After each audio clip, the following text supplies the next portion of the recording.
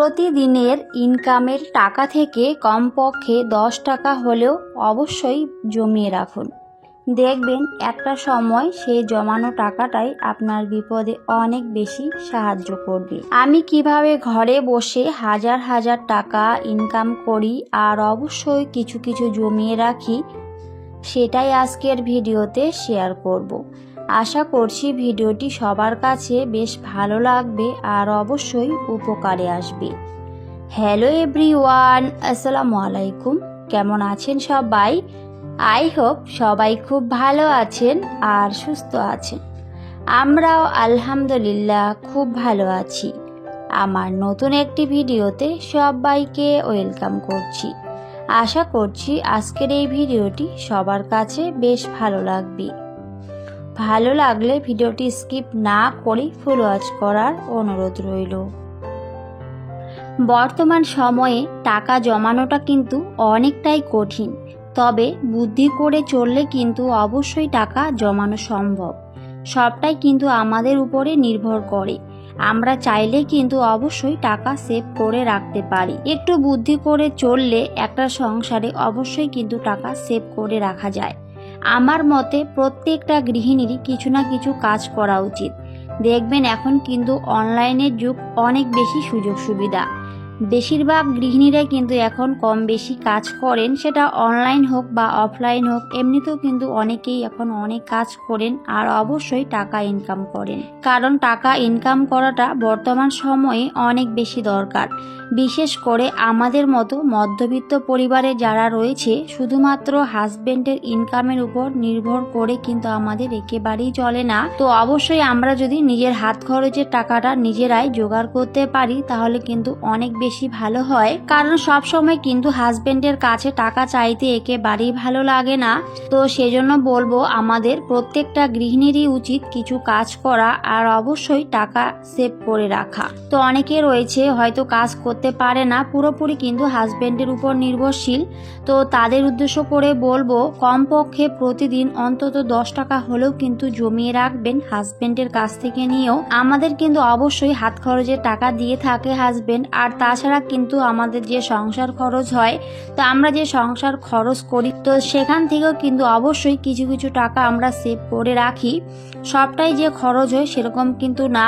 তো অবশ্যই সেখান থেকে আমাদের কিছু টাকা সেভ করে রাখতে হবে, আর সেই জমানো টাকাটাই কিন্তু একটা সময় আমাদের অনেক বেশি উপকারে আসবে। আর অল্প অল্প করে জমাতে জমাতেই কিন্তু একটা সময় একটা মোটা অ্যামাউন্ট আসে।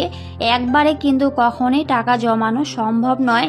আসলে সত্যি বলতে টাকা জমানোটা কিন্তু অনেকটা একটা আর্টের ব্যাপার, কারণ আমরা চাইলেও কিন্তু সহজে টাকা জমাতে পারি না। হয়তো টাকা জমানোর থেকে টাকাটা খরচই বেশি হয়ে যায় আমাদের। তো একটু হিসেব আর বুদ্ধি করে কিন্তু চলতে হবে। বুদ্ধি করে চললে অবশ্যই কিন্তু টাকা জমানো সম্ভব। আর ওই যে বললাম টাকা জমানোটা একটা আর্ট, তো অবশ্যই কিন্তু সেই আর্টটাকে কাজে লাগাতে হবে আর সেভ করে রাখতে হবে। প্রতিদিন কমপক্ষে 10 টাকা হলেও সেভ করে রাখুন, দেখবেন একটা সময় সেই টাকাটা অনেক বেশি উপকারে আসবে। আমার মতে প্রত্যেকটা গৃহিণীরই কিছু না কিছু কাজ করা উচিত আর অবশ্যই কিন্তু টাকা সেভ করে রাখা উচিত। নিজের জন্য না হলেও সন্তানের ভবিষ্যতের জন্য অবশ্যই আমাদের একটু একটু করে টাকা জমিয়ে রাখা উচিত, কারণ টাকা ছাড়া জীবনের কোনো মূল্য নেই। আপনি যদি টাকা জমিয়ে না রাখতে পারেন, একটা সময় আপনার সন্তানই কিন্তু আপনাকে মূল্য দেবে না। আর এটাই কিন্তু সত্যি। এখন কিন্তু বর্তমান সময়ে অনেক কিছু দেখা যায় চোখের সামনে, যাদের বাবা মা দেখবেন সন্তানকে কিছু করে দিতে পারে না বা ঘর বাড়ি বানিয়ে দিতে পারে না, তারা কিন্তু একেবারে মুখের উপরেই বলে দেয় যে আমাকে কি করে দিয়েছো। তো সেই কথাটা যেন আমাদের শুনতে না হয়। তো অবশ্যই কিন্তু সন্তানের ভবিষ্যৎটা আমাদেরকে গড়ে দিতে হবে। তো নিজের জন্য না হলেও সন্তানের ভবিষ্যতের জন্য আমাদের অবশ্যই টাকা সেভ করে রাখা উচিত, তাদের শখগুলো পূরণ করা উচিত। কারণ দায়িত্ব কিন্তু আমাদের বাবা মাগুলোরই তাদেরকে ভালোভাবে রাখার, ভালোভাবে মানুষ করার। আর আমরা যদি এখন থেকে অল্প করে টাকা জমিয়ে না রাখি তাহলে কিন্তু আমরা কখনোই একবারে অনেক টাকা পেয়ে যাব না। আর তখন বললামই অনেক বেশি সমস্যার সম্মুখীন হতে হয়। তো অবশ্যই সময় থাকতে আমাদের টাকার মূল্য বুঝতে হবে আর কিছু কিছু করে সেভ করে রাখতে হবে। যাতে ভবিষ্যতে সন্তানের কাছ থেকে কোনো কথা শুনতে না হয়। তো সেজন্য অবশ্যই আমাদের টাকা জমিয়ে রাখা উচিত। আর নিজের জন্য কিন্তু অবশ্যই টাকা জমিয়ে রাখা উচিত, কারণ একটা বিপদে পড়লে দেখা যায় সহজে কারো কাছ থেকে কিন্তু পাওয়া যায় না। তো অবশ্যই কিন্তু সেই দিকগুলো আমাদের ভেবেচিন্তে কাজ করা উচিত। আমি কিন্তু একটা কাজ করি, তো অনেকেই হয়তো জানে, আমার যারা রেগুলার ভিউয়ার্স রয়েছে সবাই হয়তো জানে, আমি আমার অনেক ভিডিওতে হয়তো বলেছি, তো আমি যে মাল্টি লেভেল জুয়েলার্সে কাজ করি, তো এখানে কাজ করে কিন্তু অনেক গৃহিণী উপকৃত হয়। এটা কিন্তু বাড়িতে বসেও করা যায়, আবার বাইরে বের হয়েও কিন্তু এই কাজটা করা যায়। আর যারা বই করে তারাও কিন্তু অনেক বেশি উপকৃত হয়, কারণ এটা কিন্তু সোনার বই। আর আমরা কিন্তু চাইলেও একবারে কিন্তু সোনা কিনতে পারি না। বর্তমান সময়ে যে পরিমাণে সোনার দাম একেবারে আকাশ ছোঁয়া, আমরা কিন্তু একবারে চাইলেও কখনোই সোনা কিনতে পারি না। তো আমার কাছে কিন্তু অনেকেই বই করেছে, তো সেখানে মাসে 500 টাকা থেকে শুরু, 1000, 2000, 3000 এরকম করে কিন্তু অনেকেই টাকা জমিয়ে রাখে। তো এইভাবে যদি আমরা প্রত্যেক মাসে 500 থেকে শুরু, 500, 600 বা 1000 যার যেমন সামর্থ্য সেই অনুযায়ী যদি আমরা জমিয়ে রাখি, তাহলে কিন্তু সেখান থেকেও একটা সময় আমরা সোনা কিনতে পারবো। তো বললামই, একবারে কিন্তু সোনা কেনা একেবারেই অসম্ভব। তো সেজন্য যদি আমরা অল্প অল্প করে টাকা জমিয়ে রাখি, প্রত্যেক মাসে যদি আমরা 1000 টাকা করেও জমিয়ে রাখি, তাহলে কিন্তু সেই জমানো টাকাটা দিয়ে একটা সময় আমরা সোনা কিনতে পারবো, যেটা একেবারে আমাদের কাছে স্বপ্নের মতো। আমাদের মতো যারা মধ্যবিত্ত রয়েছে তাদের কথা বলছি, আর যাদের অনেক টাকা পয়সা তাদের কথা নাই বা বললাম। তো যারা আমাদের মতো মধ্যবিত্ত রয়েছে, তো আপনারা চাইলে কিন্তু অবশ্যই এভাবে একটু একটু করে টাকা জমিয়ে রাখতে পারেন। তো আমার কাছে যারা বই করেছে এভাবে মাসে 1000 টাকা বা 2000 টাকা জমিয়ে রাখে, তারা কিন্তু অনেক বেশি উপকৃত হয়। আর সেই জমানো টাকাটা দিয়ে কিন্তু ওনারা সোনা কিনতে পারেন। আর যদি সোনার দামটা বেশি হয়, তো তাহলে কিন্তু ঘর থেকেও কিছুটা টাকা দিয়ে সেখানে কিন্তু সোনা কিনতে পারে।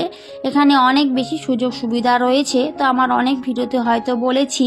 আর আমি যে কাজটা করি আমিও কিন্তু সেখানে টাকা পেয়ে থাকি, কারণ আমাকে কিন্তু প্রত্যেক মাসে মাসে টাকাটা অফিসে জমা করতে হয়। তো যারা বই করেছে ওনারা কিন্তু আমাকে প্রত্যেক মাসে মাসে টাকাটা দেয়, আর আমি কিন্তু প্রত্যেক মাসের টাকা প্রত্যেক মাসে কিন্তু জমা করি, সেটাকে হিসেব করে রাখি আর লিখে তারপরে কিন্তু জমা করে দিই। তো এই মাসটাও কিন্তু শেষ, তো সেই জন্য কিন্তু এই মাসের টাকাটা আমাকে জমা করতে হবে। তো আমি কিন্তু সবার টাকায় উঠিয়েছিলাম আর সেগুলো সুন্দর করে হিসেব করে নিয়েছি। খুব একটা যে বেশি কষ্ট করতে হয় সেরকম কিন্তু না, শুধুমাত্র মাসের শেষে একটু কষ্ট করতে হয়, সবার টাকা নিতে হয় আর টাকাটা জমা করতে হয়। তো আমি কিন্তু এখন একেবারেই টাকা জমা করতেও যাই না, আমি কিন্তু ঘরে বসেই কাজটা করি, কারণ আমার যেহেতু অনেক ছোট বেবি, তো সেজন্য আমি চাইলেও কিন্তু এখন বাইরে বের হতে পারি না। তো আমার যে সিনিয়র ম্যাডাম রয়েছে, তো ওনারা কিন্তু আমার টাকাটা নিয়ে যায় আর অফিসে জমা করে দিয়ে আসে। তো সেদিক থেকেও কিন্তু অনেক বেশি আমার উপকার হয়, আমাকে কিন্তু যেতেও হয় না। আমি ঘরে বসেই কিন্তু এই কাজটা করে থাকি শুধুমাত্র মোবাইলের মাধ্যমে, কারণ আমার কাছে যারা বই করেছে তাদেরকে আমি শুধু কল করে দিই, তো ওনারা কিন্তু ফোনপে করে দেয় বা গুগল পে করে দেয়, সেখান থেকে কিন্তু টাকাটা নিয়ে আমি জমা করতে পারি। এখন মোবাইলের যুগ, আমরা কিন্তু ঘরে বসে অনেক টাকা ইনকাম করতে পারি, শুধুমাত্র আমাদের একটু বুদ্ধি করে চলতে হবে। তো আমার মতে প্রত্যেকটা গৃহিণীরই অবশ্যই কিছু না কিছু কাজ করা উচিত। আর আমি যে এই কাজটা করি, আমি কিন্তু ভাউচার হিসাবে প্রত্যেক মাসে কিন্তু টাকা পেয়ে থাকি। তো আগে কিন্তু অনেক বেশি টাকা পেতাম, 5000-এর উপরে কিন্তু পেতাম। তো এখন কিন্তু খুব একটা আর কাজ করি না, যেহেতু ছোট বেবি আছে, তো সেজন্য এখন একেবারেই কাজটা করতে পারি না। তো এখন কিন্তু আমি মাসে কমপক্ষে 2 থেকে 3000 টাকা পেয়ে থাকি। তো ঘরে বসেই যে কাজটা করছি আর সেখান থেকে যে এই ইনকামটা আসে, এটা কিন্তু আমার কাছে অনেক বড় বেশি পাওয়া, কারণ বর্তমান সময়ে ঘরে বসে কে টাকা দিবে, তাই না? টাকা ইনকাম করতে গেলে কিন্তু প্রচুর পরিশ্রম করতে হয়। তো সেখানেও যে আমি এই কাজটা করতে পারছি, খুব একটা কিন্তু কষ্ট করতে হয় না। প্রথমে হয়তো একটু কষ্ট করেছিলাম, তো এখন কিন্তু খুব একটা আর কষ্ট করতে হয় না। তো এভাবেও যে আমি টাকা ইনকাম করছি, এটাই আমার কাছে অনেক বড় বেশি পাওয়া। আর আমি যে এখান থেকে টাকাটা পেয়ে থাকি, তো অবশ্যই আমি সেই টাকাটার কিছুটা জমিয়ে রাখি। সেই জমানো টাকাটাই একটা সময় আমার অনেক বেশি উপকারে আসে। আমার এই জমানো টাকাগুলো দিয়ে আমি কিন্তু আমার সংসারের প্রয়োজনীয় জিনিসগুলো কিনে থাকি, বা আমার যে শখের জিনিসগুলো, পছন্দের জিনিসগুলো রয়েছে সেগুলো কিন্তু কিনে থাকি। আর অবশ্যই সেগুলো কিন্তু আমি ভিডিওতেও দেখিয়ে থাকি। তা আমার রেগুলার ভিউয়ার্স যারা রয়েছে আপনারা হয়তো সবাই জানেন। আর আমার এই ধরনের ভিডিও ভিডিওগুলো দেখতেই আমার প্রিয় ভিউয়ার্সরা সবাই অনেক বেশি পছন্দ করে। আমি কিভাবে একটু একটু করে টাকা জমিয়ে রেখে আমার সংসারের একটা একটা করে জিনিস কিনি, তো সবটাই কিন্তু আমি ভিডিওতে শেয়ার করি। আর আপনারা ভালোবেসে আমার ভিডিওগুলো দেখেন আর অনেক সুন্দর সুন্দর কমেন্টস করেন, তো সবাইকে অনেক অনেক ধন্যবাদ আর ভালোবাসা। এভাবেই সুন্দর সুন্দর কমেন্ট করবেন আর আমাকে উৎসাহ দেবেন নতুন নতুন কন্টেন্ট তৈরি করতে। আপনাদের ভালোবাসা পাওয়ার জন্যই আমার ইউটিউবে আসা, তো সবাই এভাবে ভালোবাসা দিয়ে পাশে থেকো। এর আগের ভিডিওতে সবাই অনেক সুন্দর সুন্দর কমেন্ট করেছিল, তো সবাইকে অনেক অনেক ধন্যবাদ। অনেক নতুন বন্ধু অ্যাড হয়েছে, তো আপনারা সবাই এভাবেই আমাকে ভালোবাসা দেবেন। আমিও ইনশাল্লাহ সবার পাশে রয়েছি। তো যাই হোক, এদিকে অনেক কথা বলেছি আর কথার ফাঁকে কিন্তু আমি আমার কাজগুলো করে নিচ্ছিলাম। তো এই মাসটা কিন্তু শেষ, তো সেজন্য কিন্তু মাসের টাকাটা আমি সুন্দর করে গুছিয়ে নিয়েছিলাম। আমার মতে প্রত্যেকটা গৃহিণীরই অবশ্যই কিছু না কিছু কাজ করা উচিত আর অবশ্যই কিন্তু টাকা জমিয়ে রাখা উচিত। শুধু গৃহিণীদের নয়, আমাদের সবার কিন্তু টাকা জমিয়ে রাখা উচিত, কারণ টাকা জমানোটা অনেক বেশি দরকার। আর সবাই কিন্তু টাকা জমাতে পারে না, আর যারা জমাতে পারে তারা অনেক বেশি বুদ্ধিমতী। তো অবশ্যই কিন্তু আমরা গৃহিণীরা সবাই অনেক বেশি বুদ্ধিমতী, আমরা চাইলে কিন্তু টাকা জমিয়ে রাখতে পারি। খুব একটা যে বেশি জমাতে হবে সেরকম কিন্তু না। ওই যে বললাম, প্রতিদিন যদি আমরা 10 থেকে 20 টাকা করে জমিয়ে রাখি, তাহলে কিন্তু সেখান থেকে একটা সময় অনেক মোটা একটা অ্যামাউন্ট চলে আসে। আর সেই টাকাটা দিয়েও কিন্তু আমরা আমাদের প্রয়োজনীয় শখের জিনিসগুলো কিনতে পারি। তো আমি কিন্তু এইভাবেই আমার সংসারে অনেক আয় উন্নতি করেছি। তো অবশ্যই আপনারা হয়তো সবাই জানেন, আমার ভিডিওগুলোতে আমি সবটাই কিন্তু শেয়ার করে থাকি। তো যাই হোক, এদিকে সংসারের অনেকগুলো কাজ করে নিয়েছিলাম, ভিডিও রিলেটেড সেভাবে কোনো কথা বলাই হয়নি। তো আজকে কিন্তু আমি ইলিশ মাছ রান্না করেছিলাম, আর ইলিশ মাছটা বেশ ভালোই লাগে কিন্তু খেতে। ইলিশ মাছ খেতে পছন্দ করে না এমন মানুষ হয়তো খুবই কম আছে। তো যাই হোক, সেটাই কিন্তু রান্না করেছিলাম। আর তার সাথে বিকেলের দিকে একটু আমার বাচ্চাদের সাথে সময় কাটাচ্ছিলাম। আসলে বাচ্চাদের সাথেও কিন্তু সময় কাটানো উচিত আমাদের, কি তাই না? তাদেরকেও কিন্তু সময় দেওয়া উচিত। তো আবিরের সাথে একটু আমি ওখানে লুডো খেলছিলাম, তো সেটা একটুখানি দেখিয়েছি। আর তার সাথে আমার মেয়ে তো ওখানে বসে খেলা করছিল, তো আপনারা দেখতেই পেয়েছেন। আর তারপরে কিন্তু একেবারে রাত্রেবেলা তো আজকে একটু মিষ্টি বানিয়েছিলাম। যদিও আমি একেবারে এসব জিনিস বানাতে পারি না, যদিও বানাই ভালোই হয় না, তো সেই জন্য ভিডিওতে শেয়ারও করি না সেভাবে। তো আজকে কিন্তু আমি মিষ্টি বানিয়েছিলাম আর সেটা একটুখানি শেয়ার করেছি। তো আমি কিন্তু খুব একটা ভালো বানাতে পারি না, তো যেভাবে বানিয়েছি সেটা একটুখানি শেয়ার করেছি। তো যাই হোক, আমি যেভাবে চলি, আমি আমার সংসারে যেভাবে আয় উন্নতি করি, ঘরে বসেই আমি যেভাবে টাকা জমাই, সমস্ত কিছুই কিন্তু আজকের ভিডিওতে শেয়ার করেছি। তো ভিডিওটি কেমন লেগেছে সবাই অবশ্যই কমেন্টে জানাবেন। কথার মধ্যে যদি কোনো ভুল ত্রুটি হয়ে থাকে সবাই ক্ষমা সুন্দর দৃষ্টিতে দেখবেন। তো সবাই খুব ভালো থাকবেন, সুস্থ থাকবেন আর আমাদের জন্য দোয়া করবেন। আমিও ইনশাল্লাহ সবার জন্য অনেক অনেক দোয়া করি, সবাই যেন অনেক ভালো থাকে, সুস্থ থাকে।